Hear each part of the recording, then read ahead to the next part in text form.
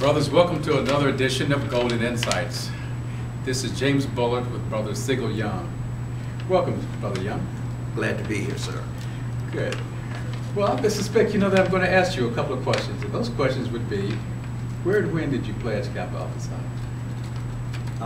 It was in 1950, the spring of 1950, at Howard University Z chapter. In the fall of 1950, we were initiated, and there were 18 on the line, and we were affectionately called the Mighty 18.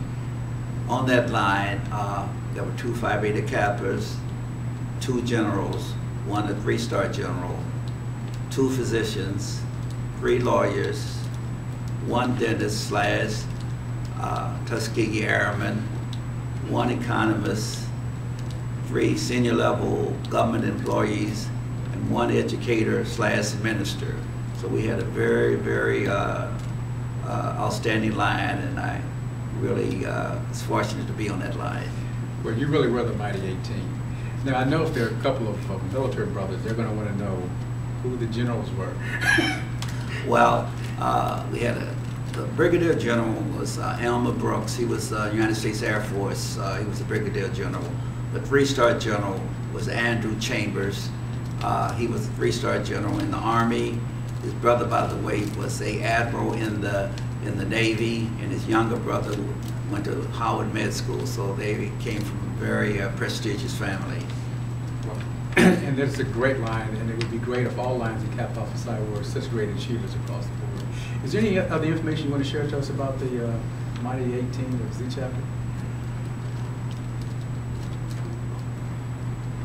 Not at this time. I would just like to reflect on the time that one of the memorable occasions I had while in Kappa, right after being initiated in the fall of 1950, I moved into the Kappa House. It was the 1708 S Street, Washington, D.C., Northwest. And there was fortunate. It was run by the Washington Alumni Chapter, and I had an opportunity, or we had opportunities as younger brothers to socialize and meet and greet some of the shakers and makers of the city. At that time, had Dr. Stud Green, past Grand Pole Mark, Laura Reefholder. He was a giant in his time. Absolutely. Also, Attorney George E.C. Hayes, professor. He taught me law at Howard University.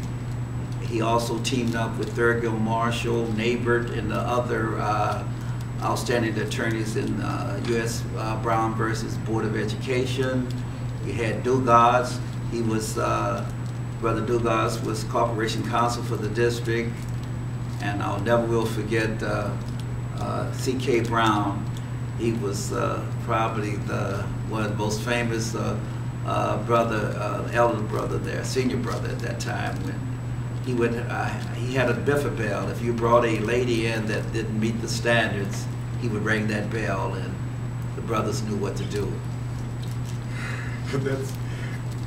Thank you, Brother Young, for sharing some of the insights about some of the very famous brothers and other persons outside of our fraternity that you're aware of, and as well as share with us some of the fun things that happened at the Kappa House. So you mentioned that they taught you in law school, and so obviously your profession was within the field of law. Did you want to talk much about your chosen profession? I won't say unfortunately. When I graduated from law school, I went back to Chicago and got involved in the war of poverty was going pretty strong. This was the late 50s, and I got a good job right away, and it was an interesting job, and it was the war of poverty, and that led to me to get a job at the University of Rochester Medical School. To run a health center because I had OEO experience. Mm-hmm. And from that I left running set up a health center. They gave us $1.5 million to set up a health center in Rochester, New York for the poor. I stayed there a year and got a job to come to Washington to work for the Trade Association. It was what at that time was Group Health Association of America. It was the precursor of the HMO.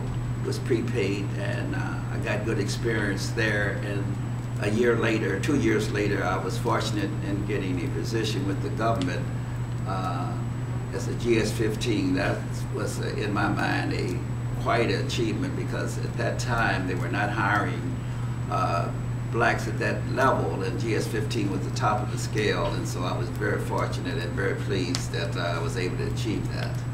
Absolutely, because that's well before the time where they're right now, while senior executive service members are important, and they're, as you were saying, there are not very many of them then, so it's just as selective as that particular group. Correct. And at the top of your field, that's great. Brother Young, you've actually led us through some memorable events within Kappa Alpha Psi and memorable personalities within Kappa Alpha Psi in the greater Washington, D.C. area. So I just want to ask you, are there any other thoughts or events or achievements that you'd like to share with the group at this time? Well, there's two things I'd like to talk about.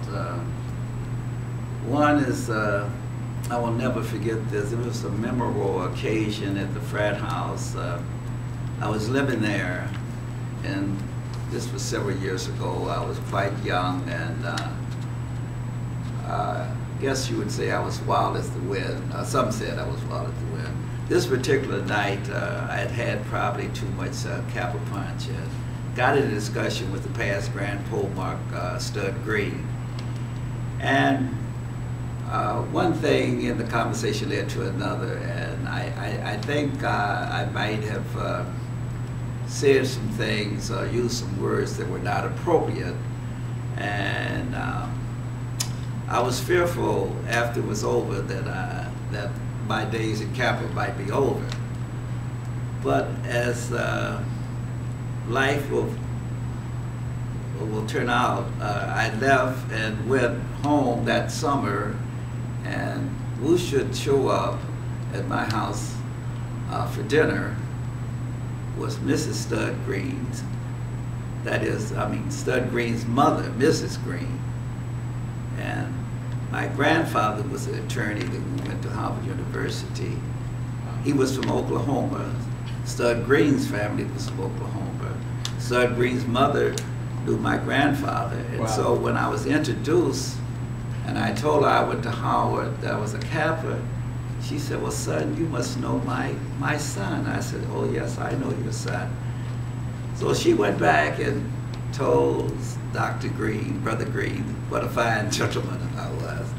And so I think that probably saved me, but that I will never forget, because it haunted me. I think I over-approached myself, but I never thought I would be talking to Stud Green's mother. The next thing I'm very proud of is that several years ago, I guess in the 03 or 2002, the Grand Chapter was pushing for recognition of the 50-year brothers, and they entitled it a program called the Golden Heritage Golden Heritage Program, and I was selected to head up this program for the Alexander Fairfax alumni chapter. Currently there are 22 in the program, but with the cooperation of the chapter and whatnot, we have I think, one of the finest, if not the finest, Golden Heritage Program in the chapter. Once you reach that milestone, the chapter waives the fees. We get a red jacket, we get a medallion that I'm wearing, we have a big feast. We're recognized at special events and whatnot, and so I'm very proud that we were able, that we are recognized, and that we do have one of the best programs that shows affection for the 50-year brothers and that longevity in Kappa Alpha Psi. Brother Young, we'd like to thank you for your service in making the Senior Kappa program as effective as it is. And to thank you again for a wonderful and sometimes humorous interview, for your service 50 years in Kappa Alpha Psi. Thank you, Brother Young. Thank you, Dr. James Bullitt, Brother Bullitt. And this is Golden Insights, brothers. Good day.